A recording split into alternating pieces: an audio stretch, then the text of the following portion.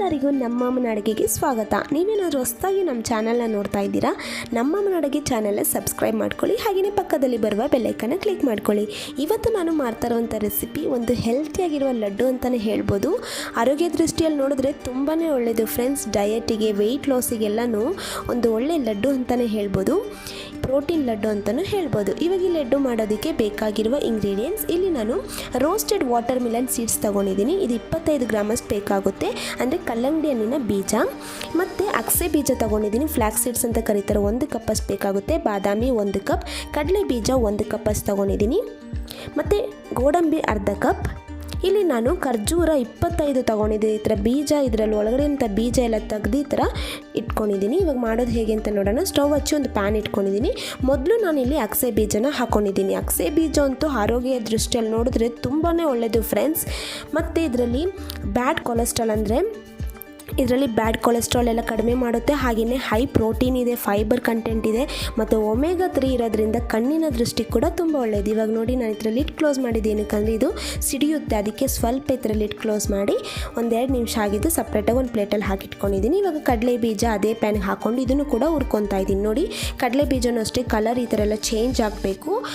ಇದು ಈ ಥರ ಕಲರೆಲ್ಲ ಚೇಂಜ್ ಆದಮೇಲೆ 1-2 ನಿಮಿಷ ಆದಮೇಲೆ ಇದನ್ನು ಕೂಡ ಸಪ್ರೇಟಾಗಿ ಒಂದು ಪ್ಲೇಟಲ್ಲಿ ಹಾಕಿಟ್ಕೊಂಡಿದ್ದೀನಿ. ಇವಾಗ ಅದೇ ಪ್ಯಾನಿಗೆ ನಾನು ಬಾದಾಮನ್ನು ಹಾಕ್ಕೊಂಡಿದ್ದೀನಿ.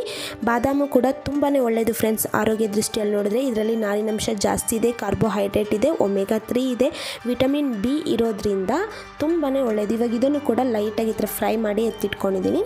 ಇವಾಗ ನಾನು ಅದೇ ಪ್ಯಾನಿಗೆ ಗೋಡಂಬಿನ ಹಾಕ್ಕೊಂಡಿದ್ದೀನಿ.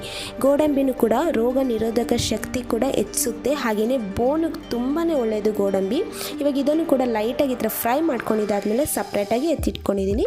ಇವಾಗ ನಾನು ಕಲ್ಲಂಗಡಿ ಹಣ್ಣಿನ ಬೀಜನ ಹಾಕ್ಕೊತಾ ಇದ್ದೀನಿ. ಕಲ್ಲಂಗಡಿ ಹಣ್ಣಿನ ಬೀಜದಲ್ಲಿ ಏನೇನಿದೆ ಅಂದರೆ ಇದರಲ್ಲಿ ಹೇಳೋದಕ್ಕೆ ಜಾಸ್ತಿ ಇದೆ ಫ್ರೆಂಡ್ಸ್. ಅಷ್ಟು ಒಳ್ಳೆ ಗುಣಲಕ್ಷಣಗಳಿದೆ. ಇದರಲ್ಲಿ ಮೆಗ್ನೀಸಿಯಮ್ ಜಾಸ್ತಿ ಇರೋದ್ರಿಂದ ಅಧಿಕ ರಕ್ತ ಒತ್ತಡವನ್ನು ಸಾಮಾನ್ಯವಾಗಿ ಮಟ್ಟಕ್ಕೆ ತರುತ್ತದೆ. ಸ್ವಲ್ಪ ಪ್ರಮಾಣದಲ್ಲಿ ಸೇವನೆ ಮಾಡಿದ್ರೆ ಸಾಕು, ನಮಗೆ ಆರೋಗ್ಯ ದೃಷ್ಟಿಯಲ್ಲಿ ತುಂಬಾ ಒಳ್ಳೆಯದು. ಇವಾಗ ಇದೆಲ್ಲ ಫ್ರೈ ಮಾಡ್ಕೊಂಡಿದ್ದಾಗಿದೆ. ನಾನು ಇದೆಲ್ಲ ತಣ್ಣಗಾದ ಮೇಲೆ ಒಂದು ಮಿಕ್ಸಿ ಜಾರಿಗೆ ಮೊದಲು ನಾನು ಬಾದಾಮಿ, ಗೋಡಂಬಿ, ಕಡಲೆ ಬೀಜನ ಹಾಕ್ಕೊತೀನಿ. ಇವಾಗ ಇದಿಷ್ಟು ಹಾಕ್ಕೊಂಡು ಮೊದಲು ನಾವು ಪೌಡರ್ ಮಾಡ್ಕೋಬೇಕಾಗುತ್ತೆ. ಇವಾಗ ನೋಡಿ ಇದೆಲ್ಲ ನಾನು ಒಂದು ಸತಿ ಪೌಡರ್ ಮಾಡ್ಕೊಂಡು ಬರ್ತೀನಿ. ಫೈನ್ ಪೌಡರ್ ಮಾಡ್ಕೋಬೇಕಾಗುತ್ತೆ. ನೋಡಿದ್ರಲ್ಲ, ಇವಾಗ ಈ ಥರ ಪೌಡರ್ ಮಾಡಿಕೊಂಡ್ರೆ ಸಾಕಾಗುತ್ತೆ. ಇವಾಗ ಇದನ್ನು ನಾನು ಸಪ್ರೇಟಾಗಿ ಒಂದು ಬೌಲಲ್ಲಿ ಟ್ರಾನ್ಸ್ಫರ್ ಮಾಡ್ಕೊತಾ ಇದ್ದೀನಿ. ನೋಡಿ ಫ್ರೆಂಡ್ಸ್, ಇವಾಗ ಇದನ್ನೆಲ್ಲ ಸಪ್ರೇಟಾಗಿ ಒಂದು ಬೌಲ್ಗೆ ಟ್ರಾನ್ಸ್ಫರ್ ಮಾಡ್ಕೊಂಡಿದ್ದಾದಮೇಲೆ ನಾನು ಅಗಸೆ ಬೀಜ ಮತ್ತು ಕಲ್ಲಂಗಡಿ ಹಣ್ಣಿನ ಬೀಜನ ಹಾಕ್ಕೊತಾ ಇದ್ದೀನಿ. ಇವಾಗ ಇದನ್ನು ಕೂಡ ಚೆನ್ನಾಗಿ ಪೌಡರ್ ಮಾಡ್ಕೋಬೇಕಾಗುತ್ತೆ. ಇವಾಗ ಇದನ್ನು ಕೂಡ ನಾನು ಪೌಡರ್ ಮಾಡ್ಕೊಂಡು ಬರ್ತೀನಿ. ನೋಡಿ ಇವಾಗ ಇದು ಕೂಡ ಚೆನ್ನಾಗಿ ಪೌಡರ್ ಎಲ್ಲ ಆಗಿದೆ. ಇವಾಗ ಇದನ್ನು ಕೂಡ ನಾನು ಬೌಲ್ಗೆ ಟ್ರಾನ್ಸ್ಫರ್ ಮಾಡ್ಕೊತಾ ಇದ್ದೀನಿ. ಇವಾಗ ಇದೆಲ್ಲ ಬೌಲ್ಗೆ ಹಾಕಿದಾದ್ಮೇಲೆ ಒಂದು ಸತಿ ಕೈಯಲ್ಲೇ ಚೆನ್ನಾಗಿ ಮಿಕ್ಸ್ ಮಾಡ್ಕೊಬೇಕು. ನೋಡಿ ಇದೇ ಥರನೇ ನಾನು ಕೈಯಲ್ಲಿ ಚೆನ್ನಾಗಿ ಮಿಕ್ಸ್ ಮಾಡ್ಕೊತಾ ಇದ್ದೀನಿ.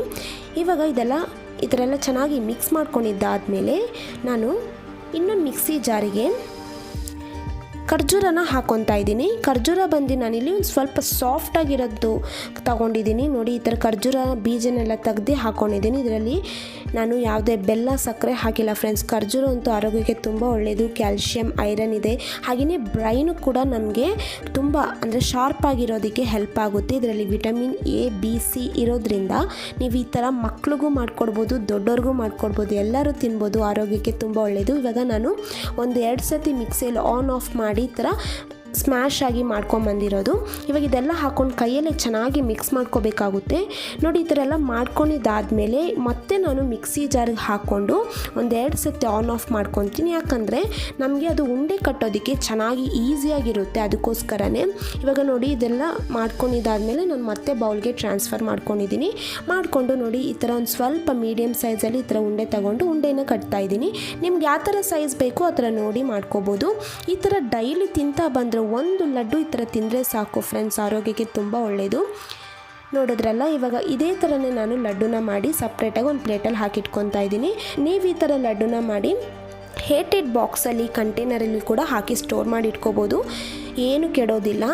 ಆರಾಮಾಗಿ ಡೈಲಿ ಒಂದೊಂದು ಲಡ್ಡು ತಿಂದ್ರೂ ಸಾಕು ಫ್ರೆಂಡ್ಸ್. ಸೂಪರಾಗಿರುತ್ತೆ ಟೇಸ್ಟು. ಮತ್ತು ಸ್ವೀಟ್ ಬಂದು ಮೈಲ್ಡಾಗಿರುತ್ತೆ ಸ್ವೀಟು. ನಿಮ್ಗೆ ಇನ್ನೂ ಜಾಸ್ತಿ ಸ್ವೀಟ್ ಬೇಕು ಅಂದರೆ ಇದಕ್ಕೆ ನೀವು ಹನಿ ಕೂಡ ಹಾಕೋಬೋದು.